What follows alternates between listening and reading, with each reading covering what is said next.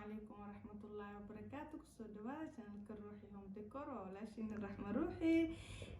رحمة روحي maanta maxay idin wadaa mahad celin inta iga imaatay team qaali walaalahey qaaliga waxaa idin leeyahay waa mahadsantihiin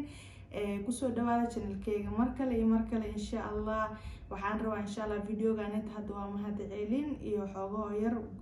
xaafadeena in ka saabsan in idin kaaga sheekeeyo laakiin insha Allah videogan xigo wuxuu idin noqon doonaa apartment tour-ka iyo wixii banaanka maxaa dhahay banaanka ilaa iyo gudaha dhan waa idin duwe laakiin insha Allah waxaa rabaa inaa oo videoga xigo idinla wadaago walaalahey qaaliga marka waxaa idin leeyahay soo dhawaada inta horta oo iga soo imaatay qaali walaasheeda qaali Axmed qaali Ladan waxaa idin leeyahay waa mahadsantihiin walaalahey qaaliga inta kalena insha Allah aykan waa idin soo dhaweyn doonaa waxaa idin leeyahay channelkayga hadaa ku cusubtihiin subscribe ii saara gambaleelka taabta comment and share iyo like intii hore ila joogto walaalahey qaaliga mar walba saa igu xirantihiin waa idinkaaga mahad celinaya marka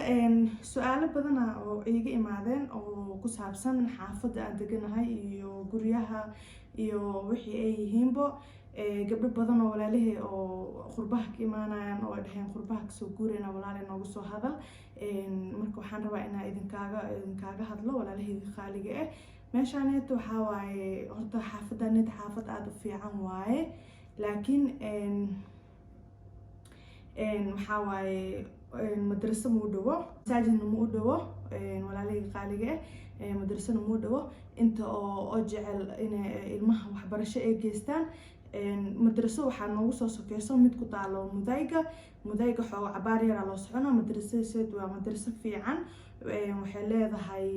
basay leedahay marka haddaa u rabtiin ilmihiin waa geysan kartiin oo baska iyo waxaaseta awoodi kartiin haddii kale haddii rabtiinna maxaa meelaha islii iyo meelaha waxbarashada ay ku badan tahay waa degi kartiin walaalahey qaaliga laakiin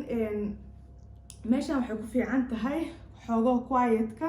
iyo nadaafadda dhiiqa iyo waxaaseta ma lahan badi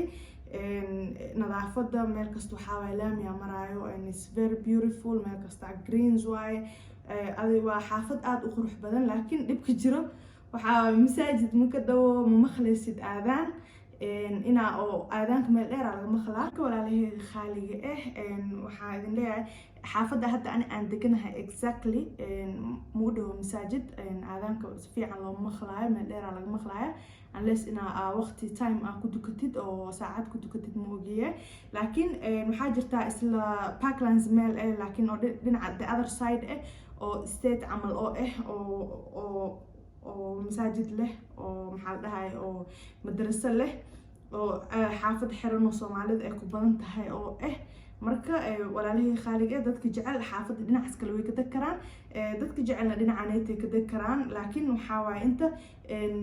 waxoogaa waxay ku xuntahay masaajid la-aanta oo yacni masaajidka waa la maqlaa laakiin meel dheeraa laga maqlaa iyo haddii oo ilmo badan qabtid camal maxaa waxbarashada way kugu adkaanaysaa laakiin aan hadda caruurteeda weeye marka walaalahey qaaliga waxbarashada aan ka hadlayo waa waxbarashada oo diiniga laakiin iskuulaad way ka dhow yihiin meeshaaneeto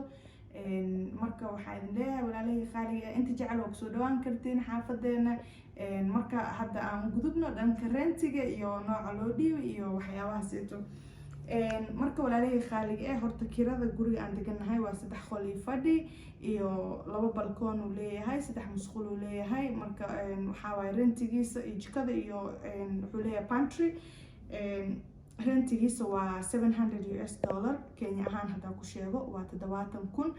marka walaalaheyga 70,000 waaye markaa dhiibeysid camal oo aaragtid inaad soo degtid waxaa waaye 2 bilood deposit iyo 1 bilood kiraa dhiibeysaa markaasita then oo furaha iyo waxa lagu guddoonsiinayaa dadka oo rabaan oo inay soo degaan camal laakiin hadda waa ka xumahay because